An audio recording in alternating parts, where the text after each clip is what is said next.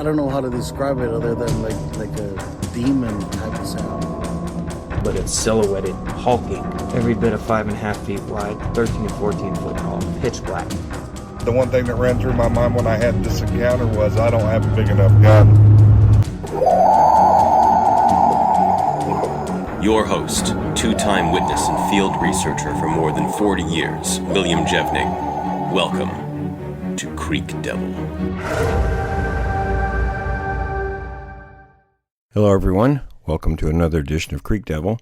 We're fortunate today we have our good friend Wynn, who is a member of the Flathead Nation in western Montana.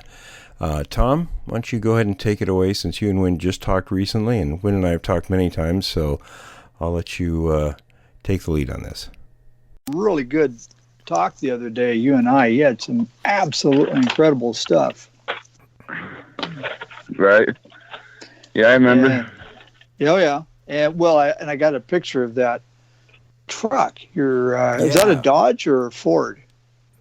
Dodge. I was telling Tom about that, and I said, "Well, you sent me the picture of your truck when that thing chucked the chunk of wood at it." So I sent it to him and showed him. Yeah. Can you guys still hear me? Yeah. Okay. Yeah, I can hear you guys now. You were saying something about my truck? Yeah, well, just talking about when that thing threw a chunk of wood at it. Oh, yeah. And, there's two other times that we've heard about that. That was the second time a stick got thrown at the box when we were coming out at night. I don't know if I told you. I was up here in Northern California a couple of years back with a guy that had a sighting up there. More than a sighting, had a bunch of stuff around his house. So I went up there and he showed me around, and we were driving up near a place where they say it's supposed to be the biggest tree in North America. And nobody on the road up there, pretty deserted area. And I'll be damned if there was a turkey right there on the side of the road just walking along like it was hitchhiking. and there were no other birds or anything like that up there. And all of a sudden, as we drove by that bird, this stick come flying out of the woods and slammed into his truck. And we stopped and were like, what the hell? It didn't fall down off a tree. It came flying out horizontally. And we didn't see anything, but I kind of wondered if that wasn't a warning, like, get the hell away from my dinner.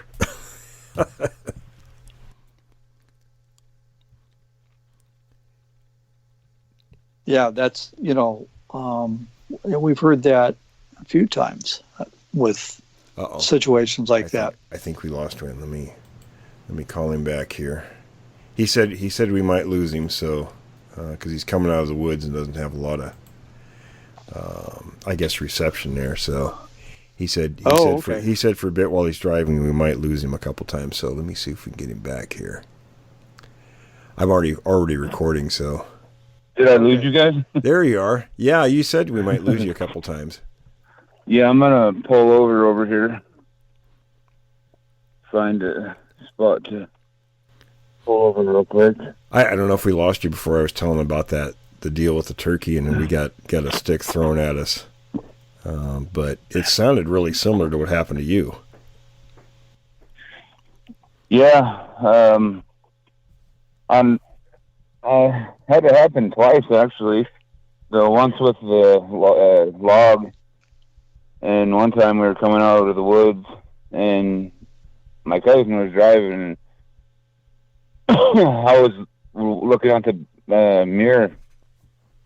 Couldn't remember. I don't know why I was looking out, but I seen a stick just come flying out of nowhere. Wasn't that big. It was about 4-foot branch stick or something. And I noticed it hit the side of the box. I'm like, well, what the heck? That was, we didn't run that over. And, if you run it over, it's not going to hit the truck completely sideways like that. So I tried to explain to my cousin. I was like, then he's just like, what? Like, never mind. Yeah, Well, what about the... Oh, go ahead, Tom. Go ahead. Oh, no, I was going to say, what about the time that I think you're talking about, you're driving up a road and correct me if I'm wrong, I think they had actually pulled up some trees, I don't know, saplings or something, and put them across the road. Oh, yeah. And you just drove over them. And is that one of the times? Tell us about that situation a little bit. They're all little pine trees that, there was just hundreds of them. They were all right next to the road going up where, I know where a family of them live.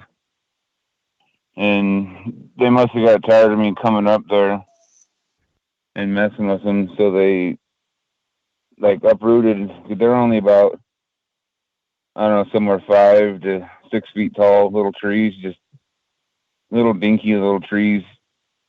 And they had to have ripped up at least 100 of them and laid them right across the road for about, I don't know, 20, 30 feet. And I just took that as a, stay the hell out of here. So I don't remember who was with me, but I was like, shit, this isn't going to stop me. I just ran over them, and you could hear it because everyone was going across them and just breaking and everything. And I'm pretty sure they heard that, but I haven't been back there since I did that.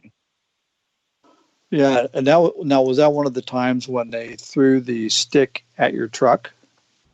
No, that happened different year on that part. Oh, okay, gotcha. So the time that you ran up there and you're running over those little saplings, little trees, did you little have pine any? trees. Yeah, I think they're like little ponderosas or something. Yeah, they were just like from 4 to 6 feet tall. They were sitting they were all trying to grow on the side of the road where it didn't get very much sun. So they all died off, and they uprooted at least 100 of them and put them all lined perfectly, with the road, sideways and about 20 feet. And they figured that it kept somebody out of there, but I just ran them over and went through there. It's weird. We found that one time when we were working that place in Yacolt way back in the late 80s, early 90s, and I couldn't figure out what they were doing. One night, apparently they came through there, and the same thing, little saplings that were about, 4 or 5 feet tall. They were alders and Doug fir, but they walked along, and it's like they just walked along the trail and would yank them up and pull them out. They weren't trying to block. Of course, there was no traffic, no driving or anything there, but could never figure that out. Your situation sounds more, like they were actually doing something. I'd never heard that before. Yeah, I wish I'd have took a picture of it, but I think they were just tired of me going back there. Probably. Well, and I wonder if maybe they didn't have, maybe they had some young ones or something. They were trying to keep people out or something. Yeah, they did have a young one in there. One that I at least knew of, because when I was following their tree break to wherever they were going, every time I'd see, a tree break, it would be up 7, 8 feet on a pine or something. And I'd just look around, and not too far from where that was broke, a little tree would be broke over, pointing the same direction as the one that was snapped up high. So there must have been a little guy, watching his dad or whoever was breaking the tree up high. Well, that's funny you mentioned that. I have seen that one time and one time only up on this mountain where I've encountered these things. And I took a picture of it. I may include that at some point on our website. But the tree was 2.5 inches in diameter, max. Mm-hmm. And it was probably just around 7 feet tall. And and all the trees around it, everything else was fine. Something had grabbed, and it happened within the span of a week, because I'd been there 1 week earlier. It wasn't like that. I came back to the exact same spot, and something had snapped it over like that. So, really? Yeah, so I think you just helped me solve a mystery. It was might have been a youngster that did it. Yeah, that's what it looked like to me. because every tree break that I've seen, that I'm pretty sure it was pointing to the water. Yeah, But, exactly. Yeah. But yeah, everyone I've seen that was at least 6-7 feet in the air, and just the tip of the tree was broke over, and I'd look just about 5-10 feet away from there. I'd look low, and there'd be a little tree snapped over. It looked like it was probably struggling, because it was, when you snap a green tree over, they don't really snap in half; they just splinter and. Right. Yeah, and it looked like it was wiggled around, and it was tore up pretty good. But that's what I kind of figured what happened. Yeah. I mean, I think that's the best explanation. But you and I were also talking about you and I think your sister and maybe your brother-in-law were elk hunting. You had an elk in the road. Do you remember that? You said something threw a rock, and your sister, she No, reacted. that was my brother. Yeah, that was my brother and my sister and her boyfriend. Tell us a little bit about that. They went up to where we know. Well, first, man, just everything trying to come back and just stumbling over words. But when we first noticed they were in there, that spot, it's where me and my brothers always got our elk. Every year, never failed, we'd get an elk there. Then just one year, just everything started going bad. Like, we weren't seeing any elk in there, we weren't seeing any deer, we weren't seeing anything in there anymore, and we were trying to figure out why. And we thought it was wolves for a while. And then that's when we figured it was those hairy dudes. They have a home back there. But anyway, my brother was going up there. They were gonna see if they could find something in there. And I don't know how many times I told them there's not elk in there anymore. And they went up there, and they come around this corner, and my sister's like, "Wouldn't it be weird if we come around this corner and there'd be elk right around the corner?" And my little brother said it happened. Like, they drove right in the middle of the herd, and what my brother said was weird is right when they drove up on them, they were just scattered everywhere, running everywhere, every direction they could go. And my little brother jumped out, shot one in the back of the head. It dropped. And my sister's boyfriend grabbed his gun, and he was trying to chase one down, but he didn't end up getting one. So my little brother and him, they walked over to his elk and started gutting it out and stuff. And my little sister drove up close to it, and they were sitting there gutting it out and stuff, and they could hear like trees, little snaps and stuff above them. They really didn't pay that much attention to it. And next thing you know, they heard bigger snaps, and they all three just looked up, and I seen this rock about a bowling size just come flying out of the trees and landed right next to him. My little brother said it landed like 4 or 5 feet away from him. And they said it didn't roll down, it was thrown down. And my little sister, because, my family, we all know about Bigfoot and stuff. And my little sister just instantly started puking. And because she knew what it was, and she didn't like how close it was. And she got all sick feeling and started yelling at my brother and her boyfriend to hurry up and get it done and let's get out of here. And well, they were hunting in a SUV, so they couldn't put it in there. but they had to go get my dad's truck and load it in that. But when they got back there, nothing was touched. But from what I got at it, or from what I seen, or not seen, but is I think that my brother and my sister and her boyfriend, I think they ruined his hunt, and that's why he was mad and threw a rock at him. Yeah, I bet that sounds.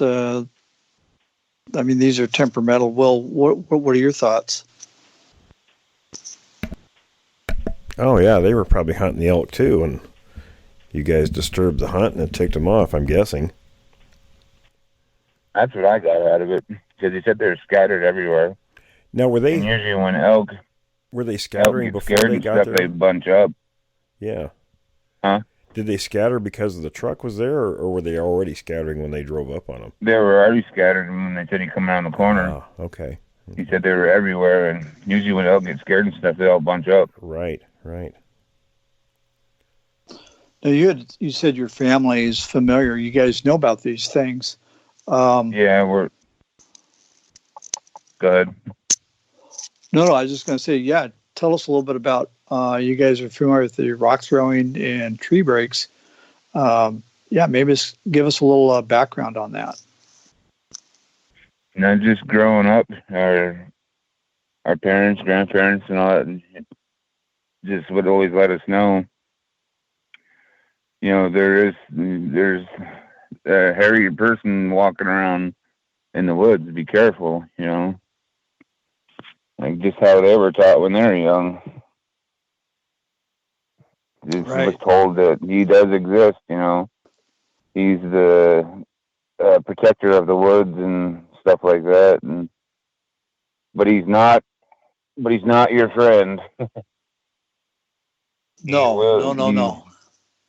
We'd be told, he's not. It's not out looking for trouble, but he will give you trouble if you go to. I'm just trying to remember how my grandma told me that.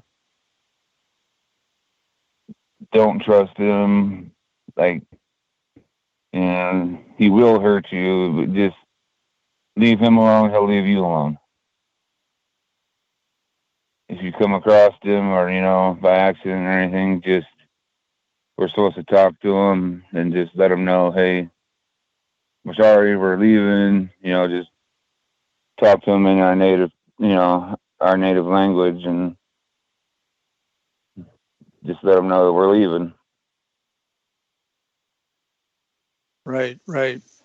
And how did you guys know that it is the Bigfoot that makes the tree breaks? I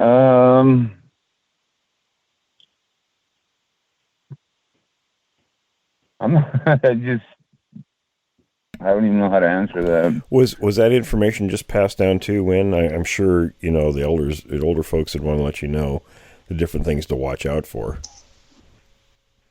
No, my family really never told us, just a footprint, that was it. Mm-hmm. Because... it could be on the tree breaks. Maybe you and I talked about that some time ago. Mm-hmm.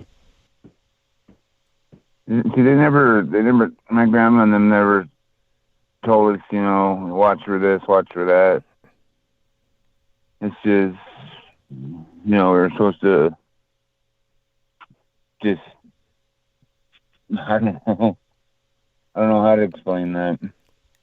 Right. No, like, that's fine. I didn't know about tree breaks and all that stuff until I started, until I seen one, and then I started looking them up, and I never thought I'd ever run into one. I knew they were there, I knew they existed and all that, but I just never thought I'd run into one. Well, it's kind of like when I first found them. You know pretty well what other animals are doing, and when you see something like that, it doesn't fit what anything else does. Yeah, exactly. Like stuff they do, a bear's not going to do, a mountain lion's not going to do, a deer, elk, that they're not going to do that. Right. Only the other thing that would do something like that would be a human. Right. And some of the stuff that you see a human wouldn't do. Or couldn't do. Yeah. Like, I've seen some weird stuff, like, it blows your mind on how the things that you see. Especially trees that a human, a regular person couldn't pick up and place it. And you look around and be like, oh, the wind didn't do that. That tree's not cut at the bottom. How is it like that? Yeah, exactly. So you're talking about stuff besides just the tree breaks, right? Yeah. Yeah. And it's funny, when you mentioned the tree breaks pointing towards water, and that's exactly what I've seen.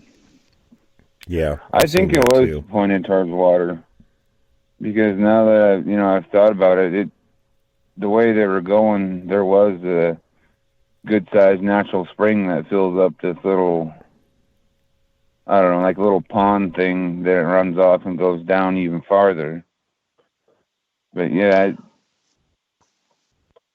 from where I know where they stay, when they coming down, yeah, they're going right to the water.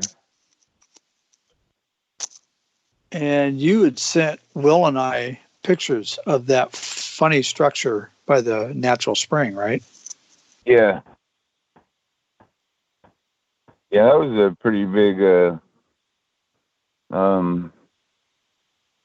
structure thing. It was pretty big inside.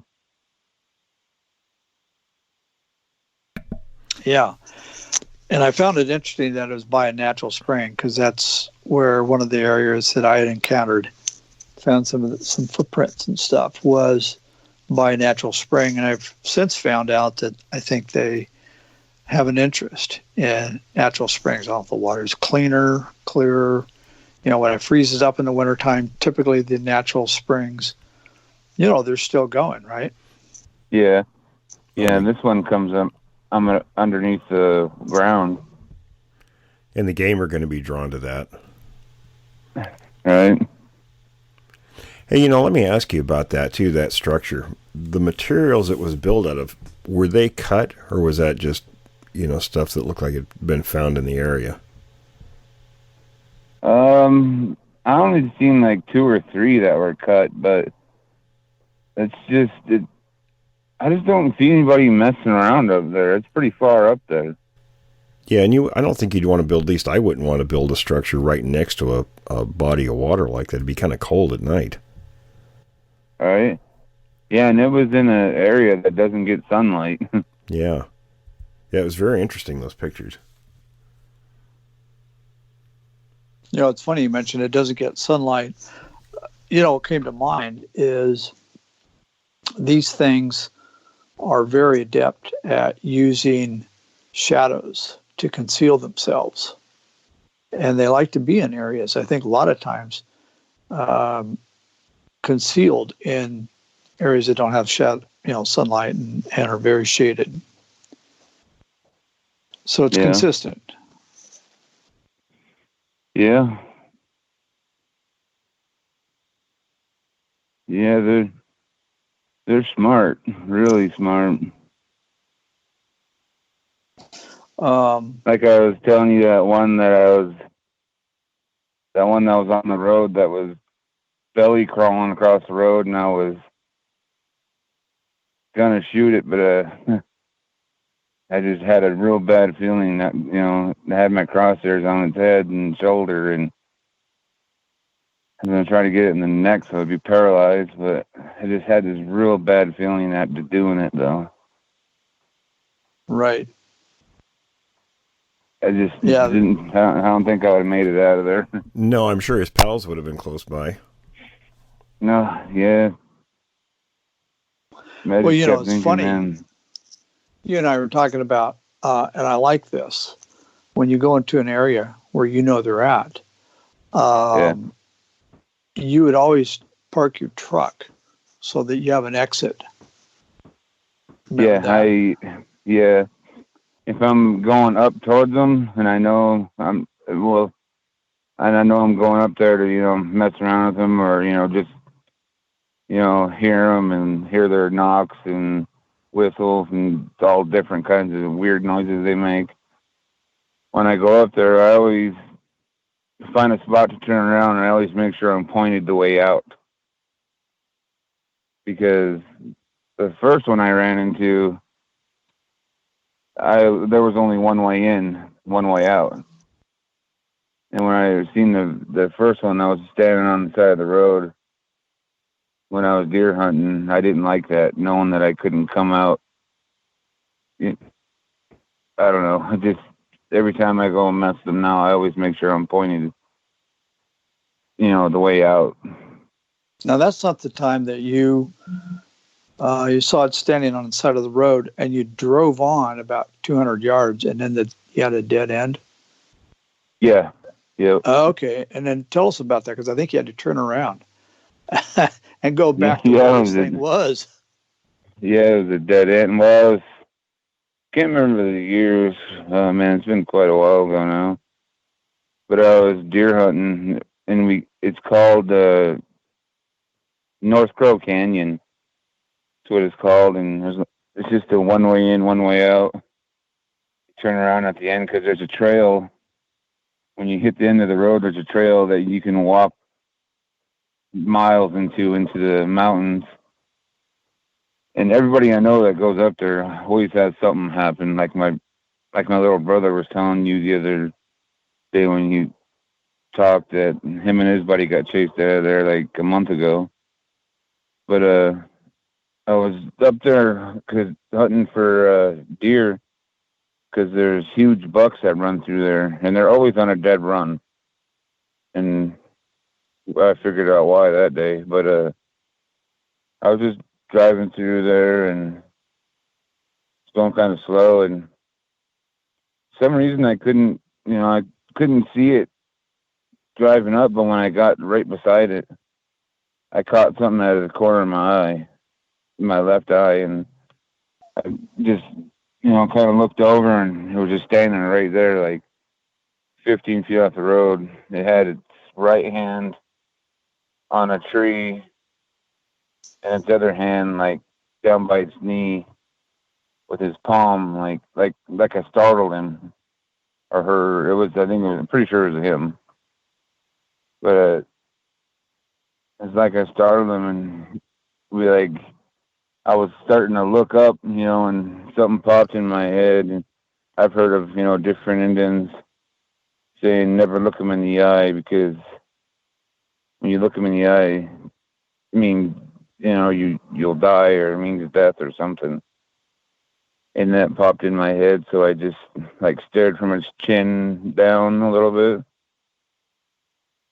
And as soon as I got a little ways away. Well, crap. It's just hard to remember everything that's been so long. But right when I seen it, I knew what it was, all that. It felt like somebody flushed me. You flush a toilet? It felt like all my fluid went out of my feet. My body was light, cold, clammy, sweaty. When I got to the end of the road where you had to turn around and come back, I really looked at the floor to see if all my body fluid was on the floor of my truck. Wow. Yeah, it scared me pretty bad. Then, go ahead. Well, I was going to say, then you got to turn around and go back where you just came from, right? Yeah, when I got up there, I turned, parked. I turned where I was pointing, the way out, and I didn't want to go back out because I knew I had to go past that thing. So I looked at my phone, and I didn't have any service back there because it's really thick, and you're in this big bowl, and kind of freaking out, man, I wanted to call my brother or, somebody, come get me. I'm freaking out, but then I was sitting there man, he could just come rip me out of this truck right now. So I freaked out even more, so I just threw it in drive and just hauled butt out of there. I was at least going 55, 60 out of there. The whole time I just kept imagining him throwing a big rock or a log through my windshield. And I passed that spot where he was, and he wasn't there anymore. Yeah, it ruined me for a while there. I didn't hunt for almost 2 years. Wow.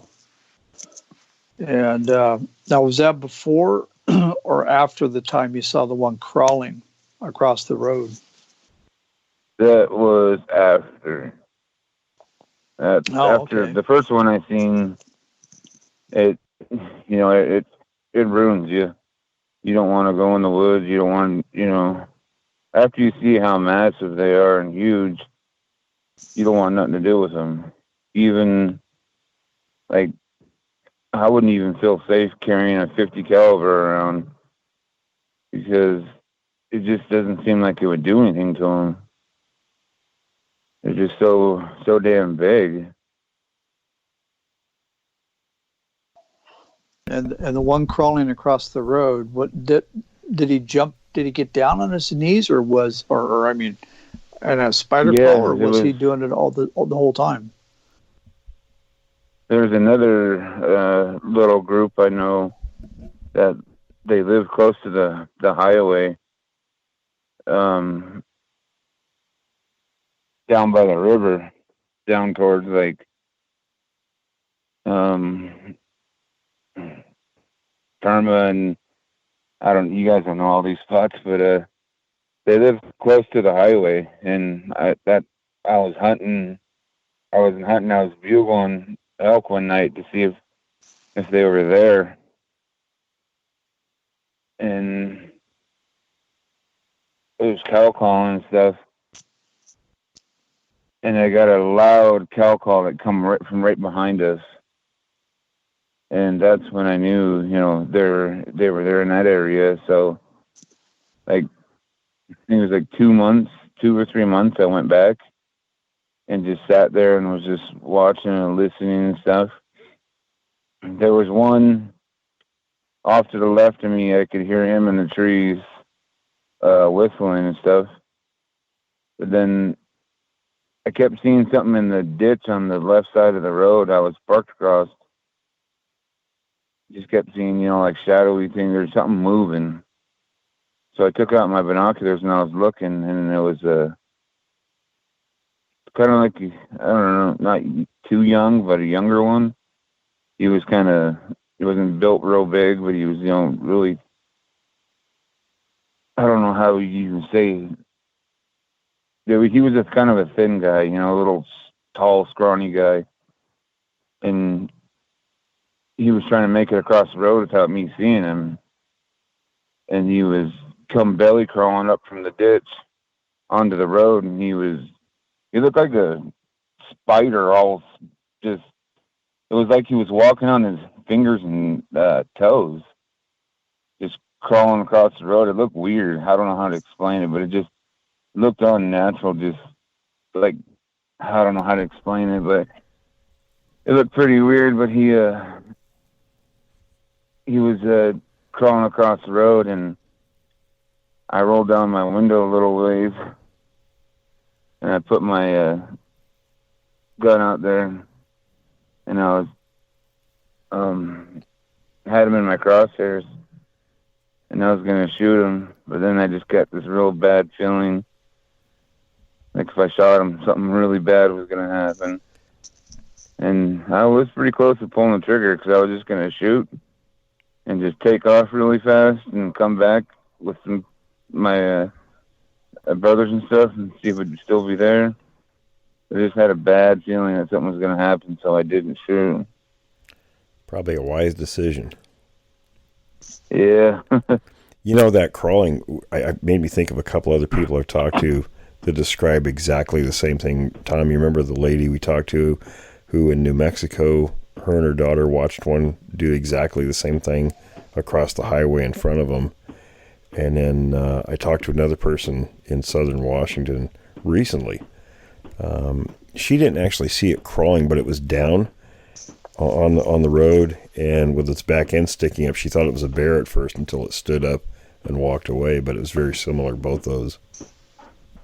Yeah, that's right. Yeah, it was literally, that's what it looked like. He was like, it was like using his fingertips to, you know, crawl forward and his toes to crawl forward, because his arms weren't really moving and his legs weren't really moving. And it was like, you look like a big old, all I could imagine was a big old starfish just sprawled out and was just, you know, belly crawling across the road or something. You know, I don't know how to explain it. Yeah, it's kind of a same thing. Other people say the same thing. Very difficult to explain. You know, the lady I mentioned who saw one recently in southern Washington do that. She said there were deer nearby, so it kind of made me think maybe it was trying to sneak up on a deer or something. I don't know.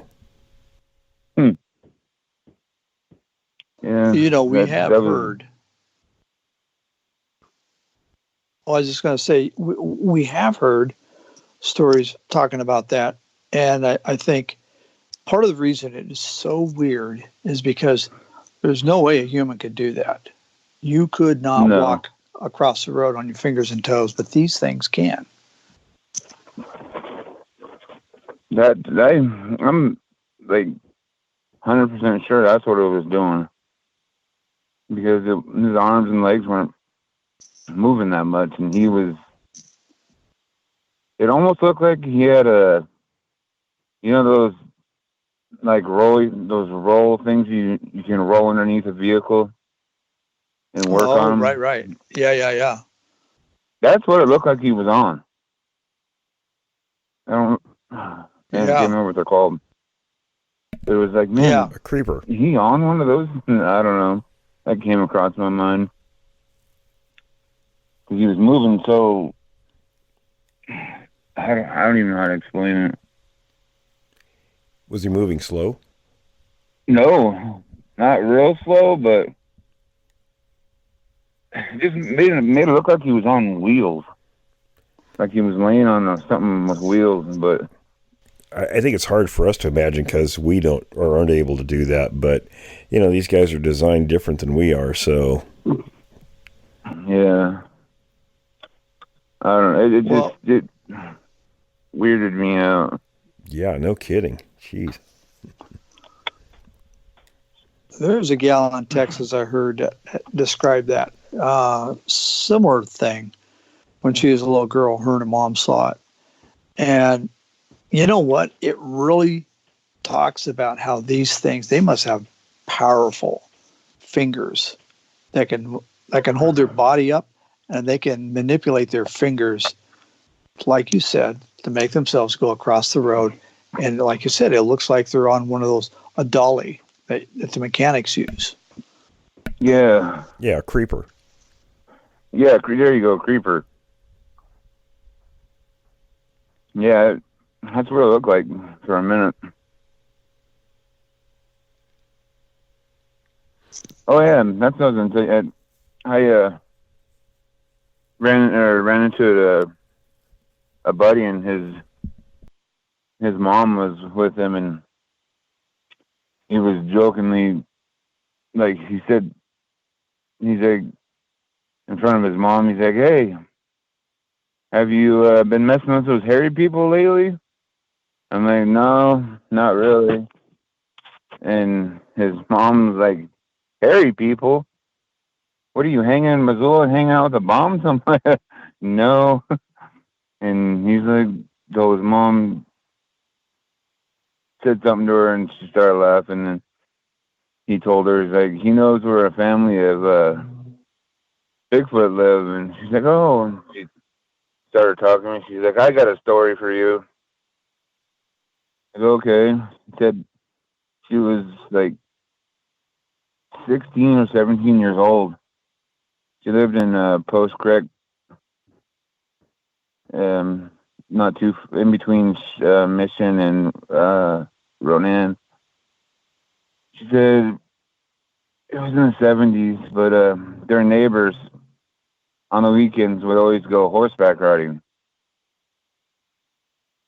And they'd be playing outside and stuff, or hang up clothes or whatever. She'd always be outside, and she'd always watch them leave, and she'd always watch them come back.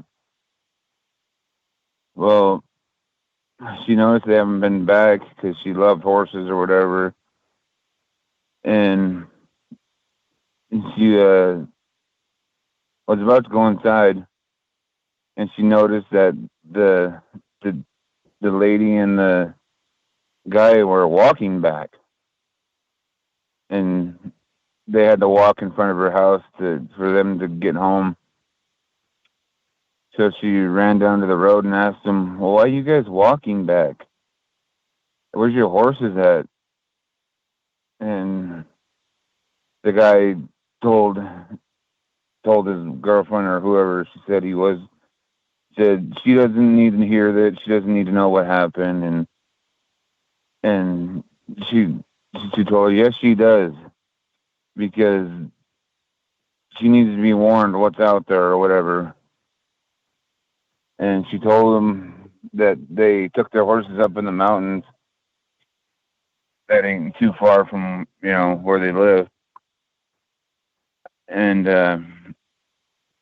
they got up to a little lake, close to a lake where their horses couldn't go any farther, so they had to walk the rest of the way. She said like a quarter of a mile or a mile and a half to get to the lake. So they walked up there, did a little bit of fishing and stuff, and they got done, come back, and they can't find their horses. Both their horses that they left tied up on the tree and stuff, they were both gone. So they started looking around and stuff. Couldn't find them. So it was starting to get late. So they figured, they probably got spooked or something, and they ran home. Most horses, know where they live, and they go home. So they started walking out. And they said they got about 500-600 yards away from where they were tied up, and they're coming down the trail. And both of their horses were hung upside down in a big pine tree, a bull pine. One was hung up by 2 feet, and the other one was hung up by 3 feet on their three, not feet off the ground, but one was hung up by 2 legs, and the other one was hung up by 3 legs. And both the saddles were missing. And both horses were dead. Both horses their necks were snapped. But I was just told that story like a week ago. Oh wow! Or not even a week ago. Yeah. So this is a recent event then? No, this happened in the 70s. Oh, okay. Yeah, but still. And why would they kill the horses? I don't know. They just did it. And they said that their horses were tied up in the tree off the ground, at least 11 to 10 feet off the ground. Wow. They were probably coming back for them. Yeah, that would be pretty damn scary to see. Yeah, no kidding. Big old horses just tied up upside down, and the other one was tied up. 3 legs were tied up, and it was, upside. The other one, the head was tied up by the 2 front legs, and was stretched out, just dangling like that. And the other one had 3 legs all tied up, and was, its back was facing the ground. Good but Lord. They said you can tell that the horses' necks were turned almost completely off. Yeah. Or almost twisted off. Wow. I've actually heard that with animals, with these things. Yeah, when his mom told me that, I was surprised. That's, not too many people talk about stuff like that. She goes, I know. You're the only 3rd person I've only told.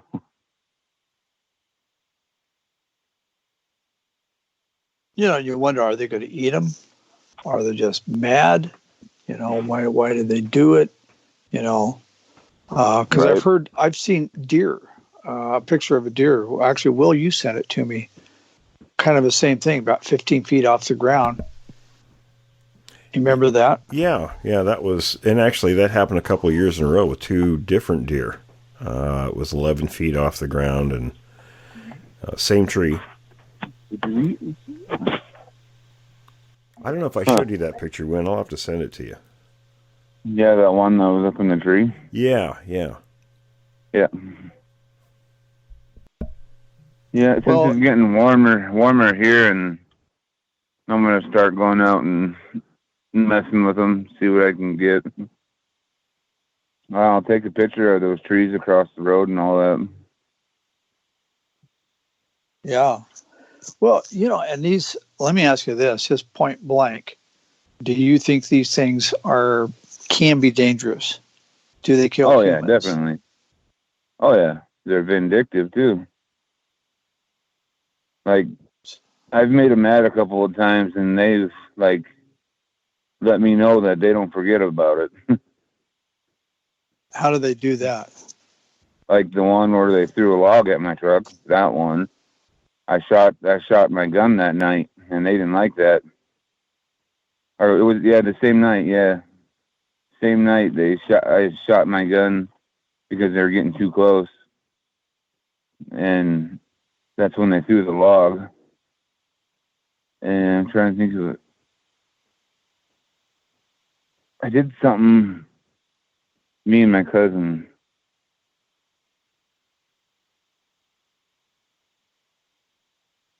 Oh, they had a tree going across the road. It was about, I don't know, 7-8 feet up across the road. And we didn't really know if it was them or if it fell. Anyway, my cousin jumped up there and was dangling on it, and it, fell down. And after it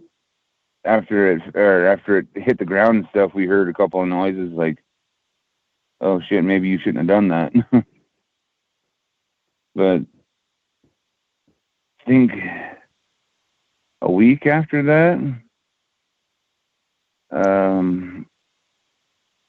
my cousin was up there walking around looking for horn, and he got nailed in the back of the head by one of those hard pine cones. Oh, really? Yeah. A pine cone that hasn't popped out yet or seeded, or I don't know. Yeah, they're just full. They're just green and hard as a rock. Yeah, I know what you're talking about. Yeah. See, wow. And he thought he wasn't gonna, run into him over there because it was like it's just on the other side of the hill. But he figured, he'd be far away enough from them.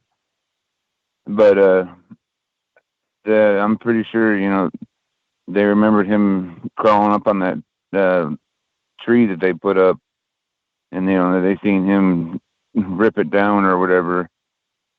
And I guess after they hit him in the head with that, or in the back of the neck and head with that pine cone, they wouldn't leave him alone after that. They're making all kinds of noise. Ticked him off. Oh, yeah. Huh? But my cousin, he was a non-believer until I took him up there. He didn't want to stay very long after I proved it to him. It's funny. You talk about, you go to an area where you don't think they are. And Will and I have we've talked about this considerably. I've gone to areas specifically where I know they're not, because I want to just, maybe take pictures or just hike around or whatever. And it turns out they're there. So I think they're hiding in plain sight, far more than we imagine. That could be right next to you and you probably wouldn't notice.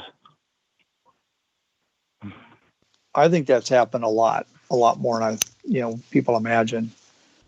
Yeah. Well, I honestly think one crawled underneath my truck one night, and I swore I felt the truck rock, and it was just me and this girl, and I know I didn't move and she didn't move, and there was nothing in front of us and there was nothing behind us. But I kind of felt it on my feet. Then the truck rocked. I think one crawled underneath my truck or something, and didn't even notice it was there. Probably doing the same thing as that one that was crawling like on a creeper. I can tell you they can get pretty close without you hearing them.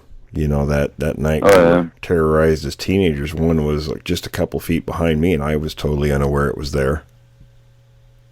Yeah. It's actually kind of scary what they can do. They can be really sneaky. Yeah. And you and I had talked a little bit about, and this is what I found interesting. There was actually, I think you said it was back in the 70s. There was actually an older gentleman sitting on the porch in broad daylight. You remember No, that? it was at night. Oh, was it nighttime? Okay. Yeah, it was almost nighttime. And what happened on that? I think I told Will this story too. When I was researching, no, I think I was told this one. I'm sorry, I just got so much. If I could sit in front of you, I could tell you millions of stories. No problem, Wynn. Yeah, I remember you talking about this, and it's an interesting account. I got lots of stuff to say, but I just can't remember right. But it was in the 70s. They we call it Mission or Saint Ignatius, but they called it Indian Town back then in the 70s.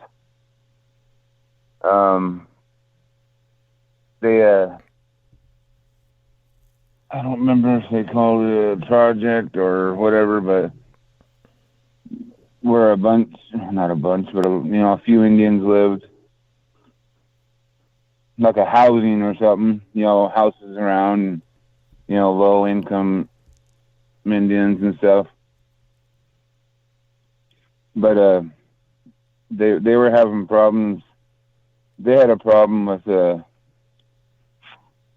Bigfoot. They knew he was around and stuff. He wasn't really bothering anybody, digging the trash and all that. And after a while, I guess it got to be a nuisance. Tried getting in the houses, wasn't.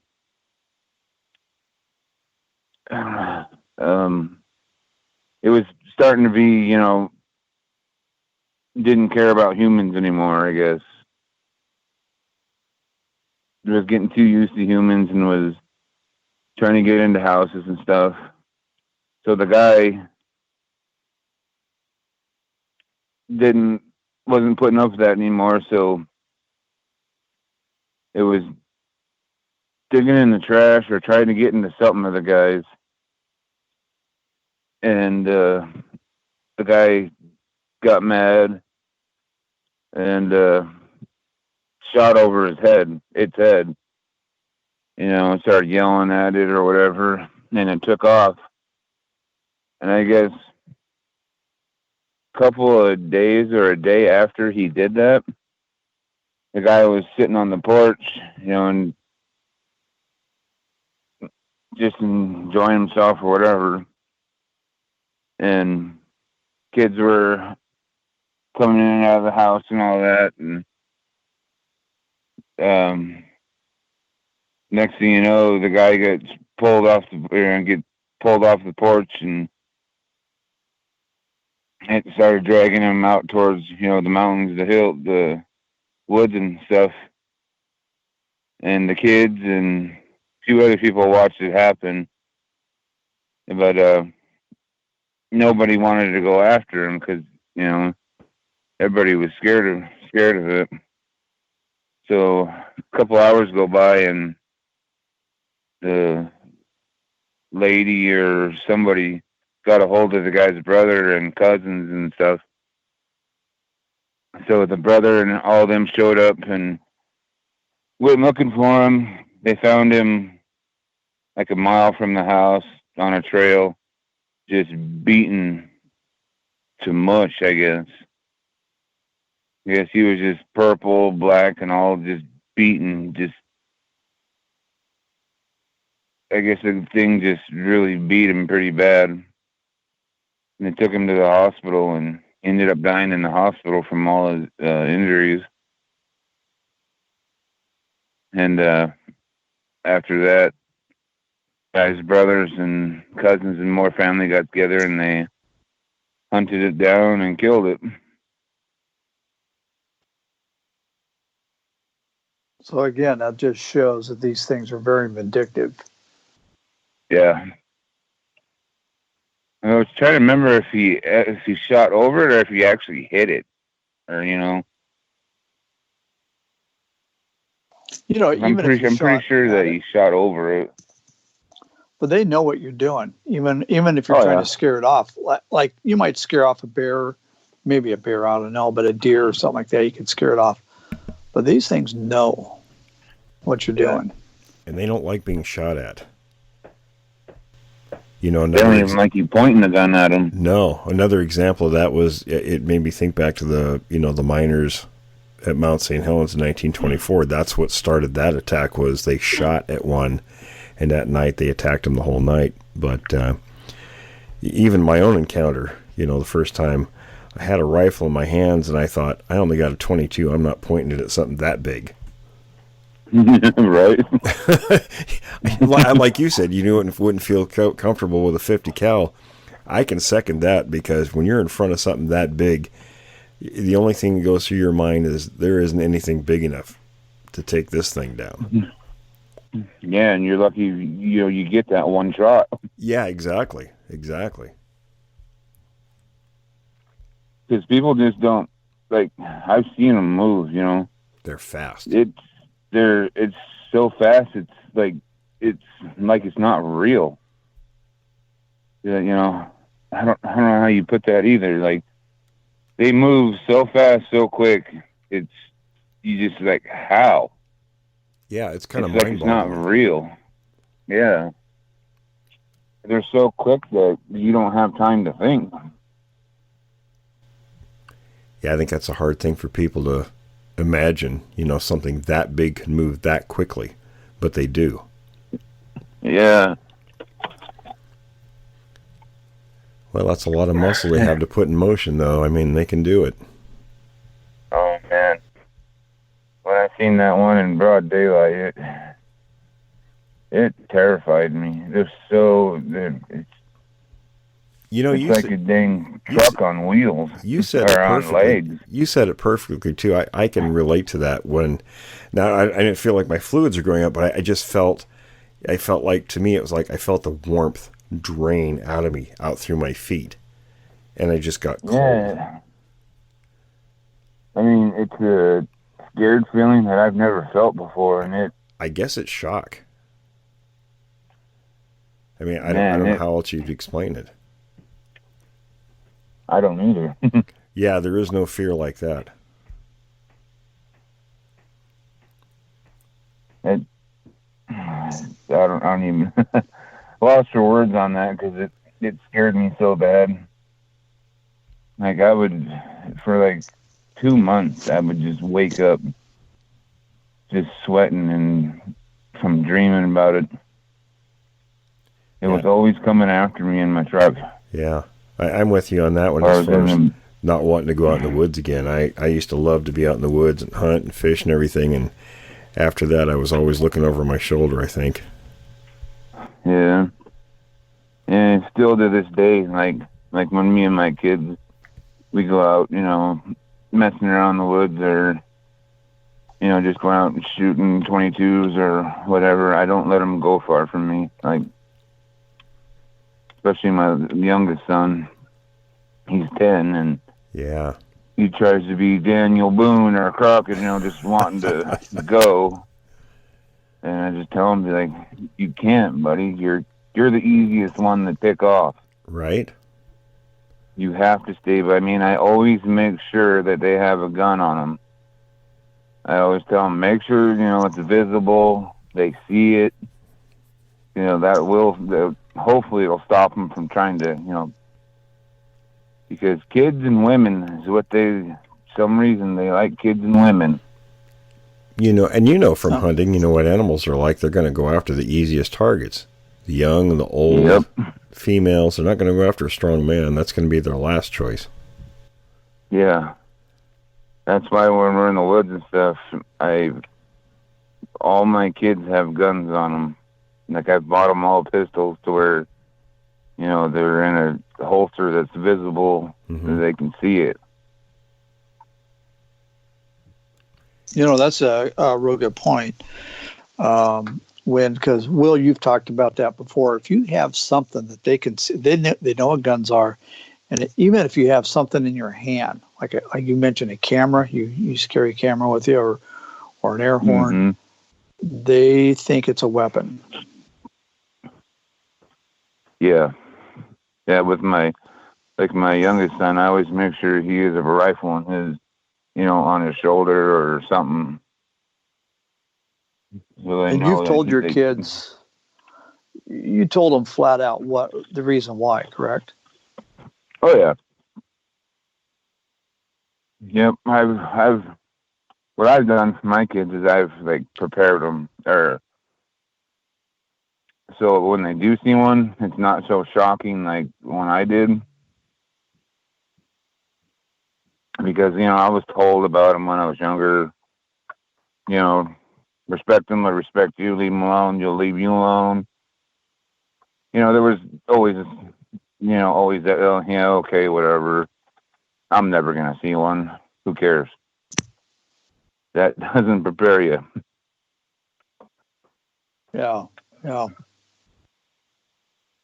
I just want them to. Thing.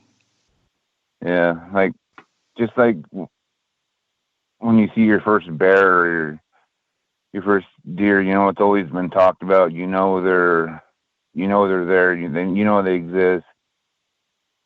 That's how I talk to my kids about Bigfoot with them. So when they, if they do ever see one, they don't panic and really freak out. That's funny. That's a good thing you were prepared as a kid. When I was a kid, it's funny. My dad was he was kind of a trophy hunter and fisherman, quite an outdoorsman. But we lived on 40 acres, and they'd always say, there's animals out there that can hurt you. Don't go out there. Of course, as kids, we weren't listening. We were heading down to the swamp and the river and everything. And my dad had a buddy that he let his friend put 300 beehives on our property for a while. And most of them were out in the pastures, but he had about a dozen of them down by the swamp. And I was probably, 9, 10 years old at the time, probably 9. And my 2 younger sisters were in tow. We were going to go down and build a raft. And there was a kind of a trail that went down this slope, maybe 20 feet to where the swamp was. And as I crested that trail, there was a black bear maybe 5 feet in front of me coming up the trail. And I remember about crapping myself and yelling, "Bear, run." And, the bear was there after the beehives, Thank goodness it didn't want a bunch of kids. Right. But, we weren't prepared for that, but that prepares you really quick. And see, that's what I just, I always talk to my kids they're there. Just try to, put it in their heads that not to really freak out if you see one. Right. Try to be calm to where you're thinking and not. The wrong thing to do is just run. Yeah, and I think that's good advice, especially for any animal. You don't want to just run from them because that's kind of their instinct is to chase something that runs. Mm-hmm.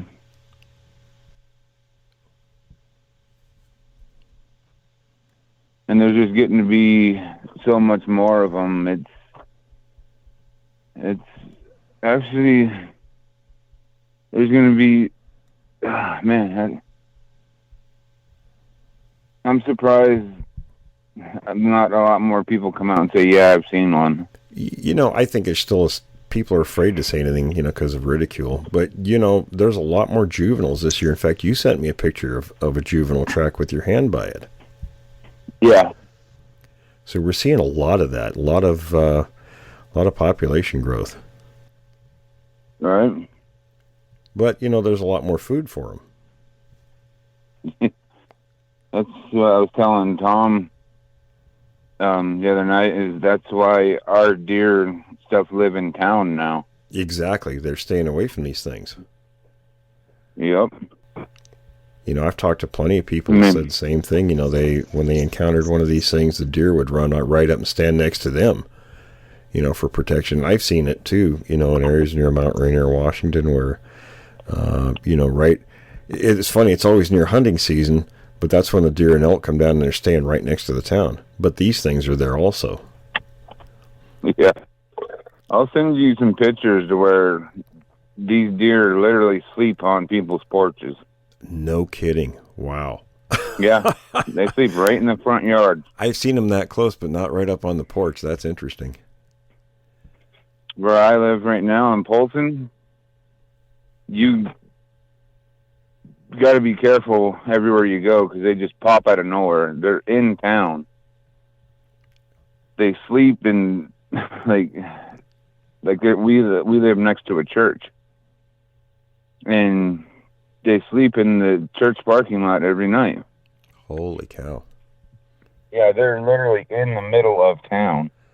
So they're all the towns. They're afraid to be out there. Yep. I can run in that area. They're in your yard, sleeping on your porch. Holy cow! My aunt's got to literally chase them out of the yard just to mow the grass. They won't go anywhere else. It's funny. I've seen the same thing. And when this one area that I go to, if you see the deer and the elk all kind of hunkering down in the lower elevations, you can suspect that these things are up in the higher elevations.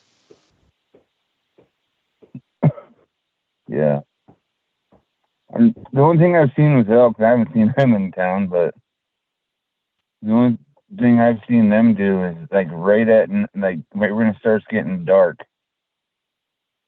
they just fly out of the woods and into fields. And they come flying out of the trees. And I always stopped and watched and be like, man, is there going to be a pack of wolves right behind them or something? That's when it first started. And there was never a wolf behind them. They would always just come flying out of the trees and just into a field.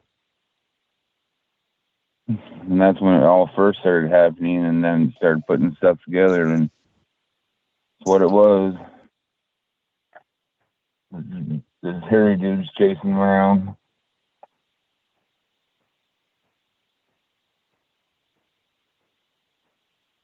Yeah, that's I gotta say that's one thing we don't have a whole lot of here in Oregon. We have some, but not a lot. Are the wolf packs, but plenty of these things. Yeah, definitely.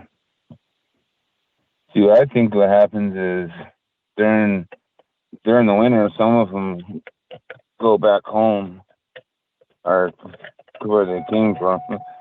I think they travel from, Washington to here.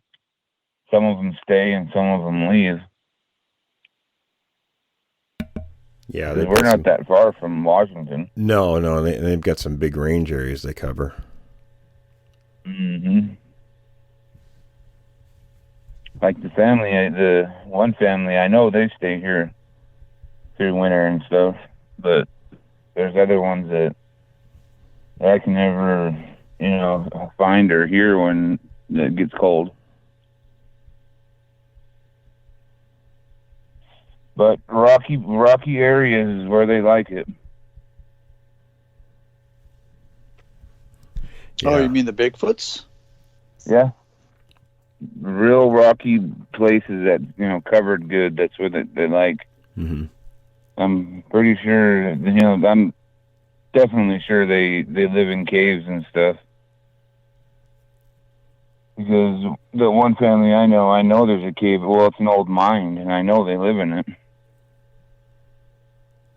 Because that road's blocked off, and you can't drive right up to it since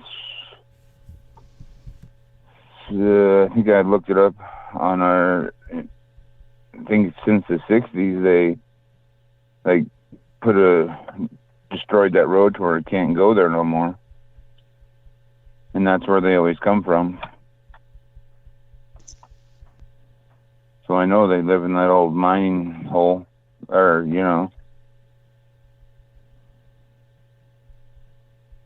Yeah, that's interesting. Very interesting.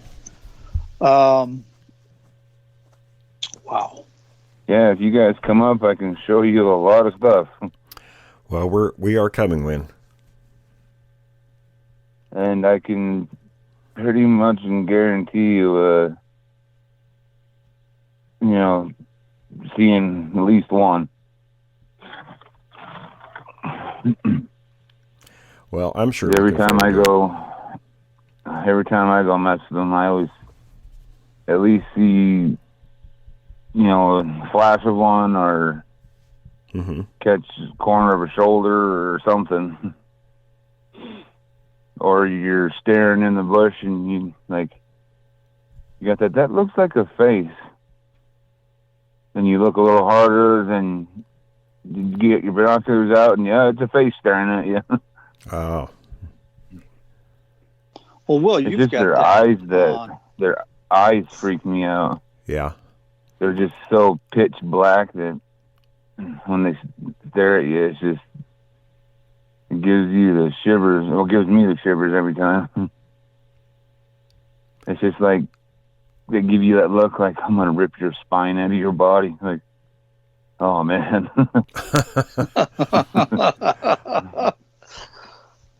Yeah, I described it as not a very happy look.